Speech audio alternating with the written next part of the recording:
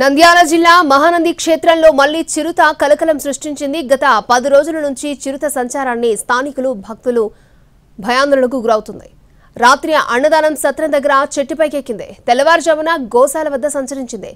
చిరుత సంచారంతో భక్తులు బెంబేలెత్తిపోతున్నారు. చిరుత భయంతో భక్తులు రాక ఆలయం వెలవెలబోతోంది. మహానంది క్షేత్రానికి వచ్చిన భక్తులు అప్రమత్తంగా ఉండాలని మైక్లో హెచ్చరిస్తున్నారు ఆలయ అధికారులు. ఆలయంలోని గోశాల వద్ద చిరుత సంచరిస్తున్న దృశ్యాలు సీసీ కెమెరాల్లో రికార్డ్ అయ్యాయి. నల్లమల అడవిలో నుంచి చిరుతపులి వచ్చినట్లుగా చెప్తున్నారు స్థానికులు. గత 10 రోజులుగా చిరుతపులి ఇక్కడే తిరుగుతోందని అంటున్నారు. వారం క్రితం కూడా అన్నదాన సత్రం వద్దకొచ్చి కుక్కను లాక్కుని వెళ్లింది చిరుత.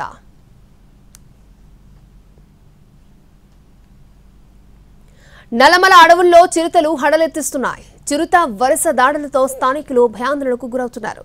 ఇళ్లలోకి వచ్చి మరీ దాడి చేస్తోంది.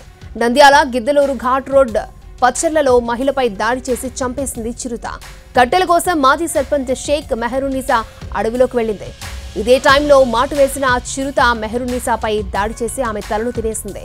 ఆమె కేకలు విన్న స్థానికులు అక్కడికి వెళ్లేసరికి మెహరునిసా మొండెం మాత్రమే మిగిలింది. ఈ దృశ్యాన్ని చూసి భయంతో వణికిపోయారు స్థానికులు. కొన్ని రోజులుగా ఇదే ప్రాంతంలో చిరుత సంచరిస్తోంది. ఇక నిన్న మరొకసారి మహానంది క్షేత్రంలో సంచరించిన చిరుత ఇవాళ తెల్లవారుజామున ఆలయంలోని గోశాల వద్ద దర్జాగా తిరుగుతూ కనిపించింది. చిరుత భయంతో ఆలయానికి రావాలంటేనే జనం భయపడుతున్నారు.